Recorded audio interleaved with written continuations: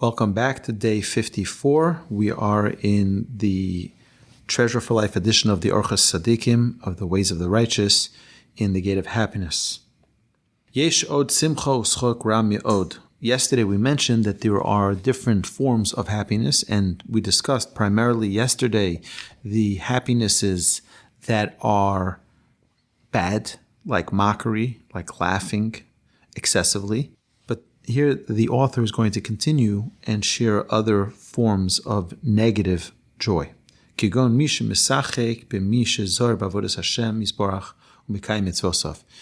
you mock someone, if you laugh and take joy in someone else's service of Hashem, you take joy in laughing at them, at how they're so dedicated and committed in their service to Hashem. There are four different categories in this.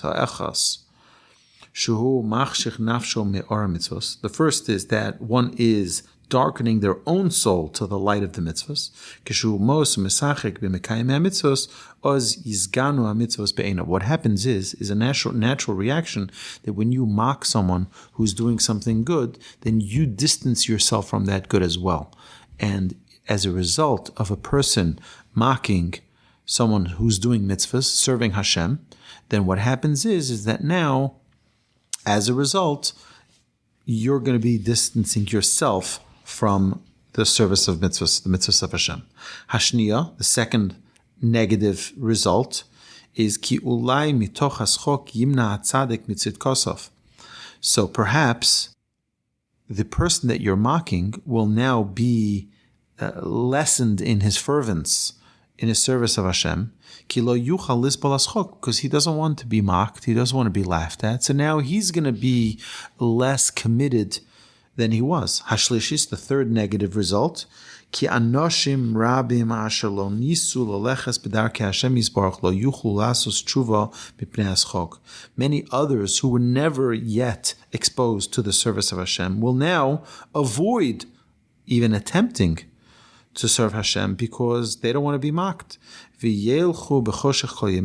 instead, they will choose to stay in the darkness, distant from Hashem. And we see that the one who mocks, not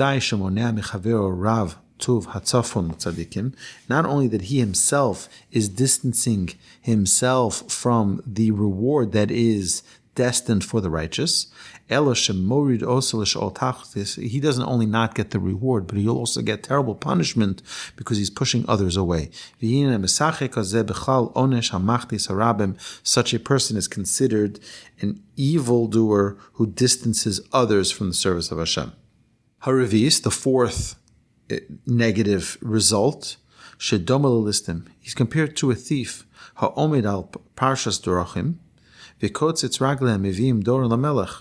Who are attacking and stealing from those who are about to bring gifts to the king, and they're robbing them.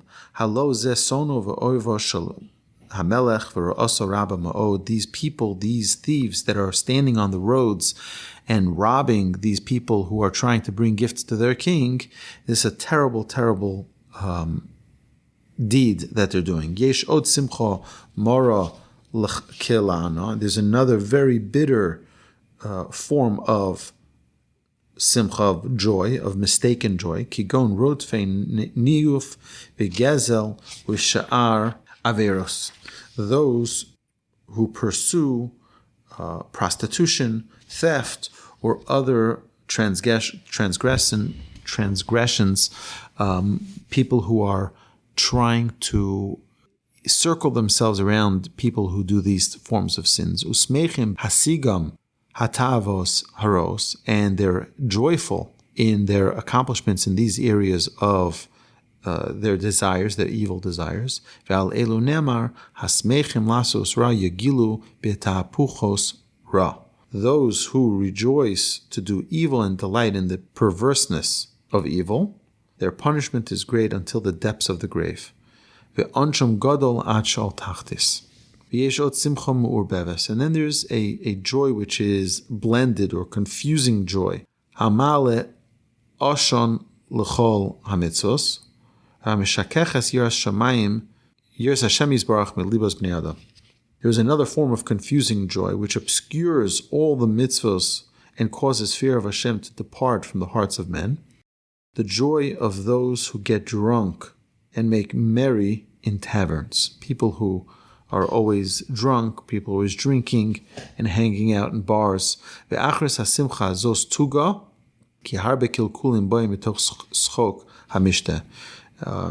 many, many terrible things that come as a result of such levity and such drinking. Many terrible things come. Who is wiser than King Solomon, the son of King David? Asher Amar lemi oi, lemi avoy, lemi midyanim, lemi siach, lemi ptsoim chinam, lemi chachlilus einayim, lemi achrem al yain laboyim lachkar mimsach.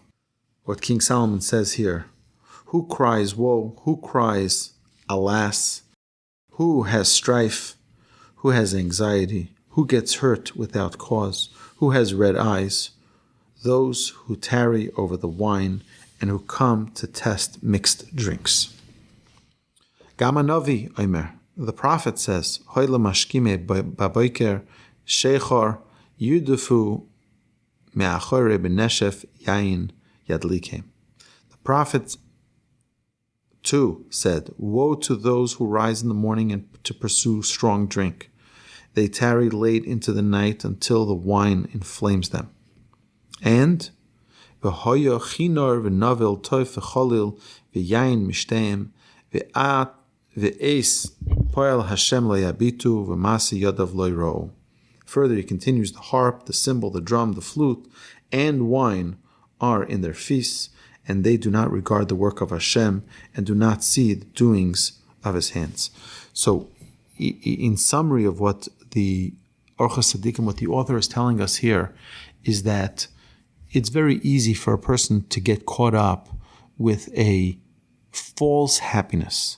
A false happiness, going to concerts, going to the bars, drinking.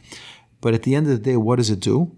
It only brings a person to the lowest level possible. It's kilkul ba min hayayin, the terrible damage that comes to a person from wine.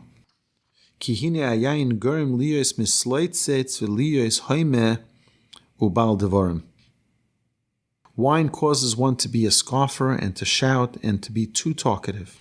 And all who go astray through it will not grow in wisdom. V'chol shogeh bo lo yarbe chochma. Kosav Rabbeinu Moshe Maimoni, the Rambam has taught us already, Hakibutz al ashtio hamishakeres ro'ui shetiya etzlecho yoseh chorpo mihiskabetz anoshim arumim migule ha'ervo. Ki ashichrus mimase oro, ki hu mafsid hasechel asher nofach Hashem yisbarach be'apov. It says drinking, parties should be more shameful to you than the gatherings of unclothed people exposing their nakedness. The drunkenness is an evil deed. It causes him to lose his intelligence, which Hashem breathed into his nostrils.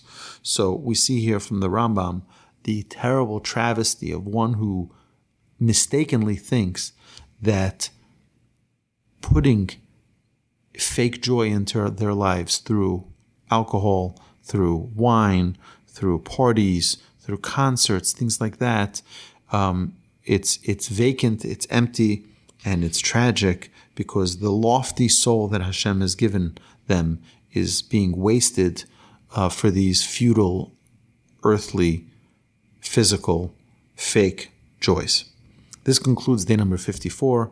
Tomorrow we will continue with day 55 on page 334.